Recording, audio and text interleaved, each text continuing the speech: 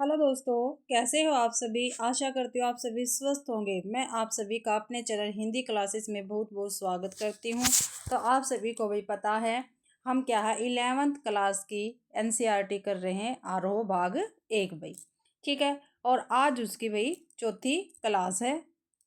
ठीक है, और आज हम करेंगे विदाई संभाषण। विदाई संभाषण पाठ करेंगे हम। ठीक है, जिसके लेखक है बालमुकुंद गुप्त जी। ठीक है, हम पहले लेखक लेखक परिचय करेंगे, फिर उसके पाठ का वाचन करेंगे, फिर शब्द अर्थ देखेंगे। उसके बाद क्या हम एमसीक्यू करेंगे वही इस लेसन के। ठीक है, यानी कंप्लीट हम इस पाठ को आज कर लेंगे। ठीक है, तो भाई देखते हैं। और आप सभी को पता है जो मैं ये एनसीईआरटी की मैंने जो सीरीज चला रखी है वो एस्टेट के लिए भी बेनिफिट है। ठीक है, केवीएस के लिए भी, और एचपीएससी का स्क्रीनिंग होता है पीजीटी का। ठीक है, एस्टेट पीजीटी करने के बाद हम जब स्क्रीनिंग देते हैं तो उसके लिए भी महत्वपूर्ण है भाई। ठीक है, और जहाँ भी एनसीईआरटी आती है उन सभी के लिए महत्वपूर्ण क्लास रहेगी।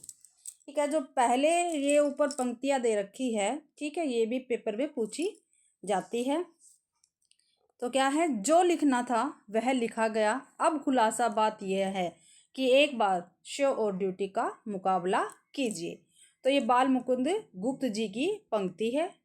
बाल मुकुंद गुप्त जी की पंक्तियां हैं। ठीक है, और कहाँ से ली गई है? शिव शंभू के चिट्ठे से। ये लिखा हुआ है नीचे, शिव शंभू के चिट्ठे से ली गई है। ठीक है, और बाल मुकुंद जी की ये पंक्तियां हैं भाई। ठीक है, अब इनका करते हैं लेखक परिचय। ये बाल मुकुंद गुप्त जी हैं। लेखक परिचय, बाल मुकुंद गुप्त जन्म कहाँ पे हुआ? सन 1865 ईस्वी, ग्राम गुडियानी, जिला रोहतक, हरियाणा में हुआ था। प्रमुख संपादन किस किस का भाई इन्होंने संपादन किया था? तो अखबार चुनाव का, हिंदुस्तान हिंदी बंगवासी का, और भारत मित्र पत्रिका का इन्होंने संपादन किया था भाई। ठीक है, और इनकी प्रमुख रचनाएं हैं शिव शंभू के चिट्ठे, चिट्ठे और खत, खेल तमाशा। ये इनकी क्या है? प्रमुख रचनाएं हैं भाई। इनकी मृत्यु कब हुई थी? 1907 ईस्वी में इनकी मृत्यु हो गई थी। जन्म इनका हुआ था 1865 में, और मृत्यु हुई थी 1907 ईस्वी में भाई। ठीक है, उसके बाद देखो भाई आगे है इनके बारे में। गुप्त जी की आरंभिक शिक्षा उर्दू में हुई। जो गुप्त जी थे इनकी आरंभिक शिक्षा किस में हुई थी? उर्दू में हुई थी। बाद में उन्होंने हिंदी सीखी थी। तो क्वेश्चन बन सकता है जो बाल मुकुंद गुप्त जी है उनकी आरंभिक शिक्षा कौन सी भाषा में हुई थी? तो कौन सी भाषा में हुई थी? उर्दू भाषा में हुई थी। बाद में उन्होंने हिंदी सीखी, विधिवत शिक्षा मिडल तक प्राप्त की। ठीक है, जो विधिवत शिक्षा होती है यानी क्रमबद्ध होती है वो उन्होंने सिर्फ मिडल तक ही प्राप्त की थी। मगर स्वाध्याय से काफी ज्ञान अर्जित किया, यानी अपने आप से काफी ज्ञान अर्जित इन्होंने किया था। वे खड़ी बोली वे खड़ी बोली वे खड़ी बोली और आधुनिक आधुनिक हिंदी भाषा को स्थापित करने वाले लेखकों में से एक थे। क्या भाई? जो बाल मुकुंद गुप्त जी है वे खड़ी बोली और आधुनिक हिंदी साहित्य को स्थापित करने वाले लेखकों में से एक थे। उन्हें भारतेंदु युग और द्विवेदी युग के बीच की कड़ी कहा जाता है। ठीक है, तो ये क्वेश्चन कई बार पेपर में आया है। भारतेंदु युग और द्विवेदी युग के बीच की कड़ी कौन से लेखक को कहा जाता है या कवि को कहा जाता है? तो बाल मुकुंद गुप्त जी को भारतेंदु युग और द्विवेदी युग के बीच की कड़ी कहा जाता है। मैं आपको साथ के साथ क्वेश्चन भी बताते चल रही हूँ भाई, आप ध्यान रखना इस बात का। ठीक है, आगे है भाई जो बाल मुकुंद गुप्त है।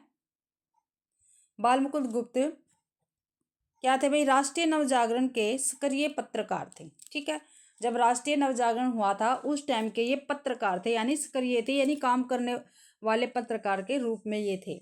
उस दौर के अन्य पत्रकारों की तरह वे साहित्य सर्जन में भी सक्रिय रहे। पत्रकारिता उनके लिए स्वाधीनता संग्राम का हथियार थी। क्या थे भाई? जो पत्रकारिता थी वो बाल मुकुंद गुप्त जी के लिए स्वाधीनता संग्राम का क्या था? हथियार थी। यही कारण है कि उनके लेखन में निर्भीकता पूरी तरह मौजूद है। साथ ही उसमें व्यंग्य विनोद का भी पुट दिखाई पड़ता है। उन्होंने बांग्ला और संस्कृत की कुछ रचनाओं के अनुवाद भी किए हैं। तो क्या भाई जो बाल मुकुंद गुप्त जी हैं इन्होंने बांग्ला भाषा और संस्कृत की कुछ रचनाएं हैं जिनका इन्होंने अनुवाद भी किया है। वे शब्दों के अद्भुत पारखी थे। ठीक है, तो बाल मुकुंद गुप्त जी थे वो क्या थे, जो शब्द थे उनके अद्भुत क्या थे, पारखी थे। ठीक है, अंशिथरता शब्द की शुद्धता को लेकर उन्होंने महावीर प्रसाद द्विवेदी से लंबी बहस की। तो ये क्वेश्चन भी पेपर में आया हुआ था HPSC में। तो अंशिथरता शब्द की शुद्धता को लेकर उन्होंने महावीर प्रसाद द्विवेदी से लंबी बहस की भाई। ठीक है, ये काफी महत्वपूर्ण है, आप इसको याद रखना। इस तरह के अन्य शब्दों पर उन्होंने बहस चलाई। आगे है विदाई संभाषण उनकी सर्वाधिक चर्चित व्यंग्य कृति है भाई। ठीक है, जो विदाई संभाषण है वो उनकी सबसे ज्यादा चर्चित क्या है, व्यंग्य कृति है। शिव शंभू के चिट्ठे का एक अंश है। जो विदाई संभाषण है वो शिव शंभू के चिट्ठे का क्या है, एक अंश है और सबसे चर्चित व्यंग्य कृति है भाई, व्यंग्य किया गया है। ठीक है, यह पाठ वायसराय कर्जन जो 1899 से 1904 एवं 1904 से 1905 तक 2 बार वायसराय रहे थे भारत के भी। ठीक है, पूछा जाता है भाई जो वायसराय कर्जन थे वो भारत में कब से कब तक वायसराय रहे थे और कितनी बार रहे थे। तो 2 बार ये वायसराय बने थे हमारे भारत में, और 1899 से 1904 और 1904 से 1905 तक भाई। ठीक है, 1899 से 1905 और 1904 से 1905 तक ये 2 बार वायसराय रहे थे, ये आपको ध्यान रखना है। के शासन में भारतीयों की स्थिति का खुलासा करता है। ठीक है भाई, जो शिव शंभू के चिट्ठे है वो वायसराय कर्जन, ठीक है, के शासन में भारतीयों की जो स्थिति थी, ठीक है, उसका क्या है, खुलासा करता है। कहने को उनके शासनकाल में विकास के बहुत सारे कार्य हुए, नए नए आयोग बनाए गए, किंतु उन सब का उद्देश्य शासन में गौरों का वर्चस्व स्थापित करना एवं साथ ही इस देश के संसाधनों का अंग्रेजों के हित में सर्वोत्तम उपयोग करना था। हर स्तर पर कर्जन ने अंग्रेजों का वर्चस्व स्थापित करने की कोशिश की है। वे सरकारी निरंकुशता के पक्षधर थे। क्या भाई, जो कर्जन थे वो क्या थे, वे सरकारी निरंकुशता के पक्षधर थे। लिहाजा प्रेस की स्वतंत्रता तक पर उन्होंने प्रतिबंध लगा दिया था। अंततः कौंसिल में मनपसंद अंग्रेज सदस्य नियुक्त करवाने के मुद्दे पर उन्हें देश विदेश दोनों जगह पर नीचा देखना पड़ा था भाई। शुद्ध होकर उन्होंने इस्तीफा दे दिया और वापस इंग्लैंड चले गए। पाठ में भारतीयों की बेबसी, दुख एवं लाचारी का व्यंग्यात्मक ढंग से लॉर्ड कर्जन की लाचारी से जोड़ने की कोशिश की गई है। साथ ही यह दिखाने की कोशिश की गई है कि शासन के आताताई रूप से हर किसी को कष्ट होता है, चाहे वह सामान्य जनता हो या फिर लॉर्ड कर्जन जैसा वायसराय। यह उस समय लिखा गया गद्य का नमूना है जब प्रेस पर पाबंदी का दौर चल रहा था। ऐसी स्थिति में विनोद प्रियता, चुलबुलापन, संजीदगी, नवीन भाषा प्रयोग एवं रवानगी के साथ ही यह एक साहसिक गद्य का भी नमूना था। तो भाई ये लेखक के बारे में हो गया है। ठीक है, मैंने उसकी पंक्ति बता दी है आपको, और जो विदाई संभाषण में है वो मैंने आपको थोड़ा बहुत इसमें बता दिया है। अब जो विदाई संभाषण है, ठीक है, इसको हम इसका क्या करते हैं, वाचन करते हैं, यानी इसको पढ़ते हैं। तो ध्यान से देखना आप सभी। माय लॉर्ड, अंत को आपके शासन का इस देश में अंत हो गया। अब आप इस देश से अलग होते हैं। इस संसार में सब बातों का अंत है। इससे आपके शासनकाल का भी अंत होता है। चाहे आपकी एक बार की कल्पना के अनुसार आप यहाँ के चिरस्थायी वायसराय भी हो जाते, किंतु इतनी जल्दी वह समय पूरा हो जाएगा ऐसा विचार न आप ही का था, न इस देश के निवासियों का। इससे जान पड़ता है कि आपके और यहाँ के निवासियों के बीच कोई तीसरी शक्ति और भी है, जिस पर यह यहाँ वालों का तो क्या आपका भी काबू नहीं है भाई। ठीक है, तीसरी शक्ति की बात की गई है यहाँ पर। विचरण समय बड़ा करुणोत्पादक होता है, उसको आपको बिछड़ते देखकर आज हृदय में बड़ा दुख है। माय लॉर्ड किसके लिए कहा गया है, कर्जन के लिए कहा गया है। आपके दूसरी बारी इस देश में आने से भारतवासी किसी प्रकार प्रसन्न न थे। वे यही चाहते थे कि आप फिर न आवे, पर आप आए और उससे यहाँ के लोग बहुत ही दुखित हुए।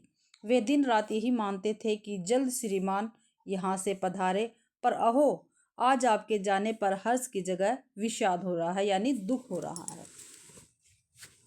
इसी से जाना कि विचरण समय बड़ा करुणोत्पादक होता है, बड़ा पवित्र, बड़ा निर्मल और बड़ा कोमल होता है।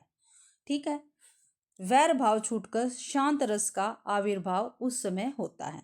तो देख लो भाई, जब बिछड़ते हैं तो जो करुणा उत्पादक होता है, ठीक है, वो कैसा होता है? वो बड़ा पवित्र होता है, बड़ा निर्मल होता है और बड़ा ही कोमल होता है। वैर भाव छूटकर क्या होता है? शांत रस का आविर्भाव उस समय हो जाता है। आगे है माई लॉर्ड। माई लॉर्ड का देश देखने का इस दीन ब्राह्मण को कभी इस जन्म में सौभाग्य नहीं हुआ। इससे नहीं जानता कि वहाँ बिछड़ने के समय लोगों का क्या भाव होता है। इस देश के पशु पक्षियों को भी बिछड़ने के समय उदास देखा है। एक बार शिव शंभू के 2 गाय थी। भाई गाय का इसमें प्रसंग आया हुआ है। उसमें एक अधिक बलवाली थी। वह कभी कभी अपने सींगों की टक्कर से दूसरी कमजोर गाय को गिरा देती थी। एक दिन वह टक्कर मारने वाली गाय पुरोहित को दे दी गई। देखा कि दुर्बल गाय उसके चले जाने से प्रसन्न नहीं है, वरचे उस समय वह भूखी खड़ी रही, चारा छुआ तक नहीं। माय लॉर्ड, जिस देश के पशुओं के बिछड़ते समय यह दशा होती है, वह मनुष्य की कैसी दशा हो सकती है, इसका अंदाजा लगाना कठिन नहीं है। आगे भी इस देश में जो प्रधान शासक आए, अंत में उनको जाना पड़ा। इससे आपका जाना भी परंपरा की चाल से कुछ अलग नहीं है। तथापि आपके शासनकाल का नाटक घोर दुखांत है। और अधिक आश्चर्य की बात यह है कि दर्शक तो क्या, स्वयं सूत्रधार भी नहीं जानता कि उसने जो खेल सुखांत समझकर खेलना आरंभ किया था, वह दुखांत हो जाएगा। इससे क्या भाई, जिसके आदि में सुख था, मध्य में सीमा से बाहर सुख था, उसका अंत ऐसे घोर दुख के साथ कैसे हुआ? आहा, घमंडी खिलाड़ी समझता है कि दूसरे को अपनी लीला दिखाता हूँ, किंतु पर्दे के पीछे एक और ही लीलामय की लीला हो रही है, यह उसे खबर नहीं है। ये भाई किसके बारे में बताया गया? ये ईश्वर के बारे में बात की गई है। पर्दे के पीछे एक और ही लीलामय है, जो उसकी लीला यहाँ पर हो गई है, होने लग रही है। आगे है, इस बार बंबई में उतरकर माय लॉर्ड, आपने जो इरादे जाहिर किए थे, जरा देखिए तो उनमें से कौन कौन पूरे हुए। आपने कहा था कि यहाँ से जाते समय भारतवर्ष को ऐसा कर जाऊंगा कि मेरे बाद आने वाले बड़े लाटों को वर्षों तक कुछ करना न पड़ेगा। वे कितने ही वर्षों सुख की नींद सोते रहेंगे, किंतु बात उल्टी हुई। आपको स्वयं इस बार बेचैनी उठानी पड़ी और इस देश में जैसी अशांति आप फैला चले हैं, उसके मिटाने में आपके पद पर आने वालों को न जाने कब तक नींद और भूख हराम करना पड़ेगा। इस बार आपने अपना बिस्तर गर्म राख पर रखा और भारतवासियों को गर्म तवे पर पानी की बूंदों की भांति नचाया। ठीक है, तो ये भी क्वेश्चन आपका बनता है कि लॉर्ड कर्जन ने भारतीयों को कैसे नचाया? तो गर्म तवे पर पानी की बूंद की तरह भारतीयों को नचाया। भाई आप स्वयं भी सुख न हो सके और यहाँ की प्रजा को सुखी न होने दिया, इसका लोगों के चित्त पर बड़ा ही दुख पड़ा। ठीक है, क्या कहा गया? अभी ना तो आप खुश रहे और ना ही जो यहाँ की भारतवर्ष की जनता थी उसको आपने सुखी रहने दिया। इसका क्या हुआ? लोगों के दिलों पर बड़ा ही दुख पड़ा। भाई आगे हैं, विचारिए तो क्या शान आपकी इस देश में थी और अब क्या हो गई है। कितने ऊंचे होकर आप कितने नीचे गिरे। अलिफ लैला के अलादीन ने चिराग रगड़कर और अब्दुल हसन ने बगदाद के खलीफा की गद्दी पर आग खोलकर वह शान ने देखी जो दिल्ली दरबार में आपने देखी। भाई किस किस का जिक्र हुआ है? तो अलिफ लैला के अलादीन का जिक्र हुआ है और अबुल हसन का भी जिक्र हुआ है। ठीक है, आपकी और आपकी लेडी की कुर्सी सोने की थी। ठीक है, जो कर्जन थे, कर्जन की और उसकी जो लेडी थी, उसकी कुर्सी कैसी थी? उसकी कुर्सी थी भाई सोने की। ठीक है, आपके प्रभु महाराज के छोटे भाई और उनकी पत्नी की चांदी की। ठीक है, देख लो भाई, जो इनके छोटे भाई थे और उनकी पत्नी थी, उनकी कुर्सी किसकी थी? चांदी की थी। आपके दाहिने ही थे, वह बाएं, आप प्रथम थे, वह दूसरे। इस देश के सब रईसों ने आपको सलाम पहले किया और बादशाह के भाई को पीछे। जुलूस में आपका हाथी सबसे आगे और सबसे ऊंचा था। होदा होदा चवर छत्र आदि सबसे बढ़ चढ़कर थे। सारांश यह है कि ईश्वर और महाराज एडवर्ड के बाद इस देश में आप ही का एक दर्जा था, किंतु अब देखते हैं कि जंगी लाट के मुकाबले में आपने पटखनी खाई, सिर के बल नीचे आ रहे हैं। आपके स्वदेश में भी वही ऊंचे मान गए, आपको साफ नीचा देखना पड़ा, पद त्याग की धमकी से भी ऊंचे न हो सके। आप बहुत धीर गंभीर प्रसिद्ध थे। उस सारी धीरता गंभीरता का आपने इस बार काउंसिल में बेकानूनी कानून पास करते और कन्वोकेशन वक्रता देते समय दिवाला निकाल दिया। यह दिवाला तो इस देश में हुआ, उधर विलायत में आपके बार बार इस्तीफा देने की धमकी ने प्रकाश कर दिया कि जड़ हिल गई है। अंत में वहां भी आपको दिवालिया होना पड़ा और धीरता गंभीरता के साथ दृढ़ता को भी तिलांजलि देनी पड़ी। इस देश के हाकिम आपकी ताल पर नाचते थे। ठीक है। राजा महाराजा डोरी हिलाने से सामने हाथ बांधे हाजिर होते थे। आपके एक इशारे में प्रलय होती थी। कितने ही राजों को मिट्टी के खिलौनों की भांति आपने तोड़ फोड़ डाला। कितने ही मट्टी काट के खिलौने आपकी कृपा के जादू से बड़े पदाधिकारी बन गए। आपके इस इशारे में इस देश की शिक्षा पायमाल हो गई, स्वाधीनता उड़ गई, बंग देश के सिर पर आरा रखा गया। आहा, इतने बड़े माई लॉर्ड का यह दर्जा हुआ कि फौजी अफसर उन्हें इच्छित पद से पर नियत न हो सका और उनको उसी गुस्से के मारे इस्तीफा देना दाखिल करना पड़ा। वह भी मंजूर हो गया। उनका रखाया एक आदमी नौकर न रखा, उल्टा उन्हीं को निकल जाने का हुक्म मिला। भी देख लो भाई, उन्होंने क्या कुछ किया था और इनकी क्या इच्छा थी भाई। इनकी इच्छा थी भाई मैं जैसा फौजी अफसर चाहता हूँ वैसा ही यहाँ पर हो, लेकिन जो ऊपर वाली सरकार थी उन्होंने उसको साफ मना कर दिया, इसलिए इन्होंने इस्तीफा दे दिया। और जो सरकार थी, अंग्रेज शासक थे इनसे बड़े, उन्होंने क्या था वो इस्तीफा मंजूर भी कर लिया था। जिस प्रकार आपका बहुत ऊंचे चढ़कर गिरना यहाँ के निवासियों को दुखित कर रहा है, गिरकर पड़ा रहना उससे भी अधिक दुखित करता है। आपका पद छूट गया, तथापि आपका पीछा नहीं छूटा है। एक अदना कलरक जिसे नौकरी छोड़ने के लिए 1 महीने का नोटिस मिल गया हो, नोटिस की अवधि को बड़ी घृणा से काटता है। आपको इस समय अपने पद पर रहना कहाँ तक पसंद है, यह आप ही जानते होंगे।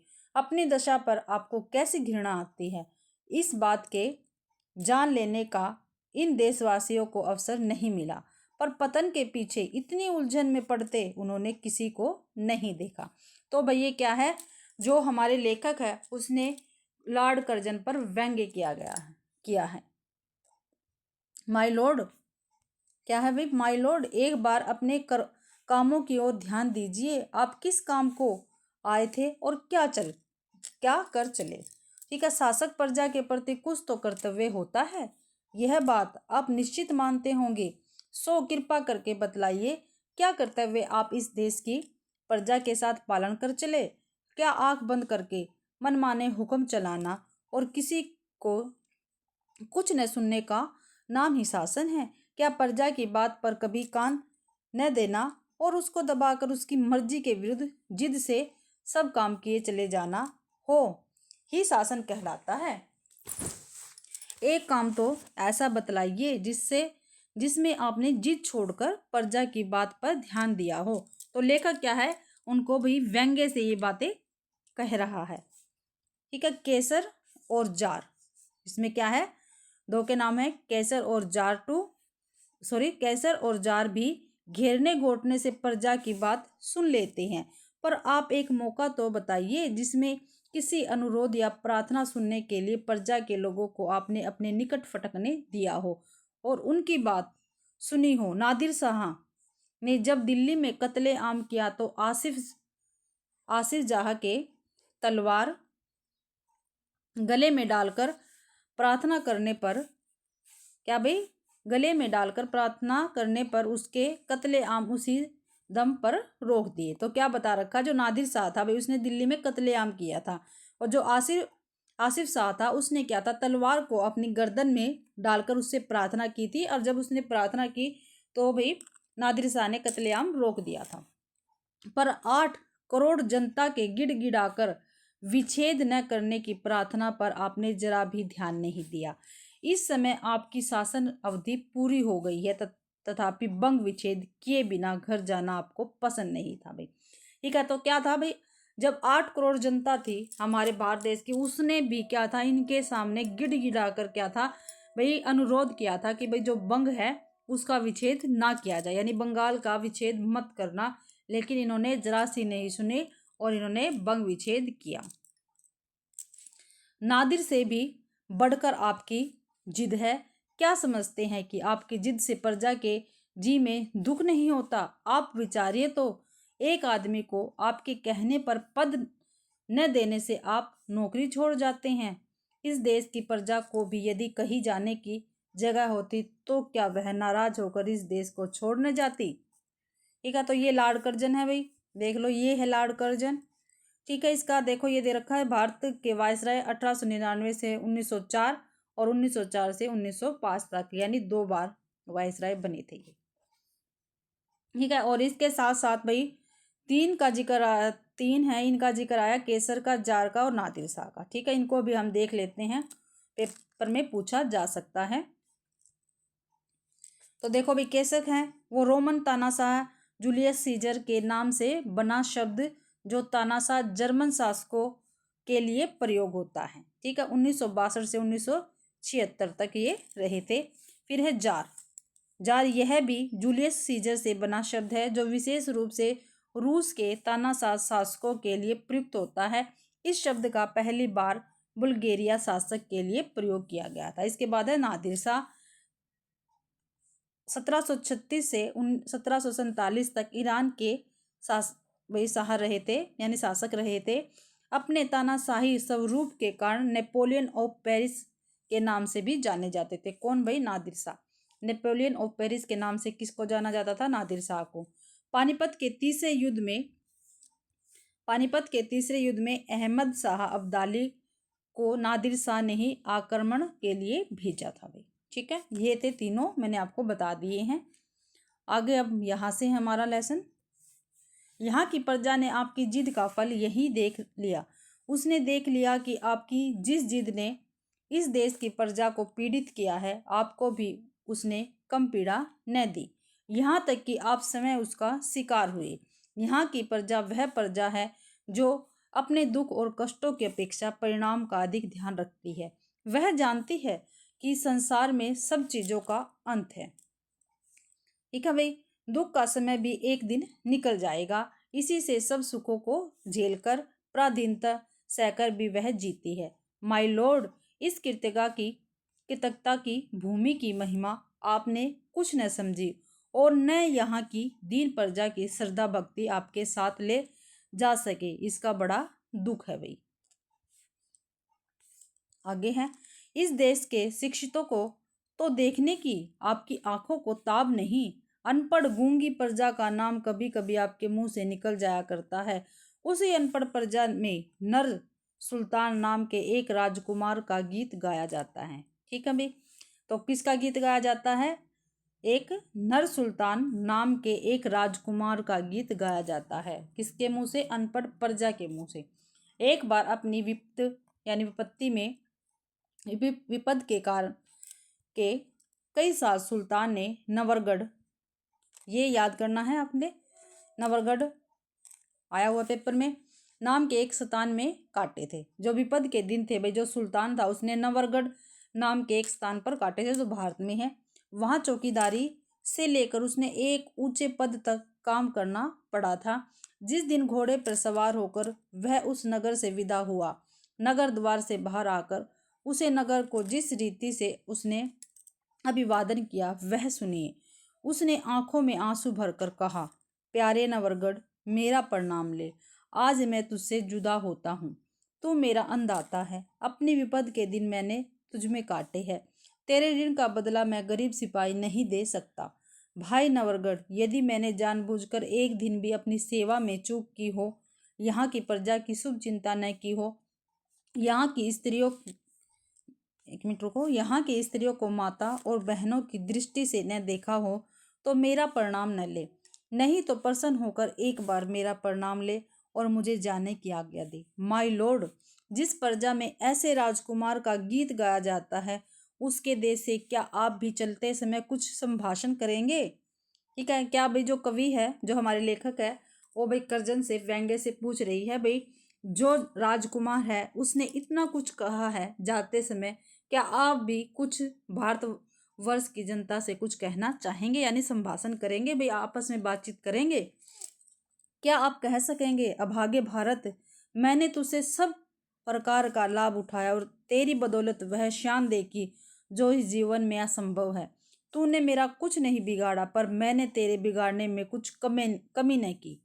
संसार के सबसे पुराने देश, जब तक मेरे हाथ में शक्ति थी, तेरी भलाई की इच्छा मेरे जी में नहीं थी। अब कुछ शक्ति नहीं है जो तेरे लिए कुछ कर सकूं, पर आशीर्वाद करता हूं कि तू फिर उठे और अपने प्राचीन गौरव और यश को फिर से लाभ करे। मेरे बाद आने वाले तेरे गौरव को समझे। आप कर सकते हैं और यह देश आपकी पिछली सब बातें भूल सकता है। पर इतनी उदारता माय लॉर्ड में कहाँ है भाई, जो ये सारी बातें कह सके। इसी के साथ भाई ये लेसन हमारा कंप्लीट होता है, विदाई संभाषण। इससे क्या है, शब्दार्थ है। शब्दार्थ भी काफ़ी बार पेपर में आते हैं, इसलिए मैं आपको शब्दार्थ भी हर क्लास में करवाने लग रही हूँ, यानी कंप्लीट मैं आपको करवा रही हूँ। ठीक है, जिससे भाई कुछ भी अगर पेपर में आता है तो आप आराम से कर सकें। तो शब्दार्थ में देखते हैं, चिरस्थायी, हमेशा रहने वाला, टिकाऊ। करुणोत्पादक, करुणा उत्पन्न करने वाला। दुखित, पीड़ित, जिसे कष्ट हो। विषाद, दुख, उदासी, आविर्भाव, प्रकट होना। दुखांत, जिसका अंत दुखद हो। सूत्रधार, जिसके हाथ में संचालन की बागडोर हो। सुखांत, जिसका अंत सुखद हो। लीला में, नाटकीय। सारांश, निष्कर्ष या निचोड़। पटकनी, चित कर देना। तिलांजलि, त्याग देना। पायमाल, पामाल, दुर्दशा, गर्ष या नष्ट। आरह, आरा, अदना, छोटा सा या है। विच्छेद, टूटना। ताब, सामर्थ्य। क्या है भाई, ताब सामर्थ्य है। ठीक है, इसके बाद हम इसके जो क्वेश्चन आंसर है वो करते हैं भाई। तो विदाई संभाषण पाठ के लेखक कौन है? तो कौन है भाई विदाई संभाषण पाठ के लेखक? बालकृष्ण गुप्त, बाल मुकुंद गुप्त, बालकृष्ण गुप्त, बाल गोपाल गुप्त। तो बाल मुकुंद गुप्त क्या है, विदाई संभाषण पाठ के लेखक है। बाल मुकुंद गुप्त का जन्म कब हुआ था? तो 1865 ईस्वी में बाल मुकुंद गुप्त जी का जन्म हुआ था भाई। अगला है क्वेश्चन, बाल मुकुंद गुप्त का जन्म कहाँ हुआ था? तो गुडियानी गांव में हुआ था। बाल मुकुंद गुप्त राष्ट्रीय नवजागरण के सक्रिय क्या थे? तो पत्रकार थे भाई। क्या थे भाई? पत्रकार थे। बाल मुकुंद गुप्त जी का निधन कब हुआ? तो 1907 ईस्वी में निधन हुआ था इनका। अगला क्वेश्चन है, आप इस देश से अलग होते हैं का आशय क्या है? क्या भाई, आप इस देश से अलग होते हैं का आशय क्या है? यहाँ से भगाए जाते हैं। ठीक है, देखो ये यहाँ से निलंबित किए गए नहीं, यहाँ से भगाए गए ये है।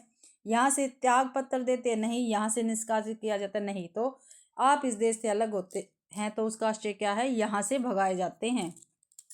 अगला है, लेखक के अनुसार वायसराय और इस देश के निवासियों के बीच कौन सी शक्ति है? तो तीसरी शक्ति है। ठीक है, लेखक और वायसराय के लेखक के अनुसार वायसराय और इस देश के निवासियों के बीच कौन सी शक्ति है? दूसरी, तीसरी, चौथी, कोई नहीं, तो तीसरी शक्ति है भाई। अगला क्वेश्चन है, लॉर्ड कर्जन भारत में कितनी बार आए या वायसराय बने? तो 2 बार। अगला क्वेश्चन है, बिछड़ने के समय वैर भाव छूटकर किस रस का आविर्भाव होता है? तो हास्य का, श्रृंगार का, शांत का, वीर का। तो शांत रस का आविर्भाव होता है। अगला क्वेश्चन है, लॉर्ड कर्जन दूसरी बार भारत आने पर कहाँ उतरे? तो बम्बई में उतरे थे भाई। अगला क्वेश्चन है, लॉर्ड कर्जन इस देश में क्या फैला रहे थे? प्रेम, उत्साह, आनंद, अशांति। तो लॉर्ड कर्जन अशांति फैला रहे थे। अगला क्वेश्चन है, लॉर्ड कर्जन ने भारतवासियों को गर्म तवे पर किसके समान नचाया है?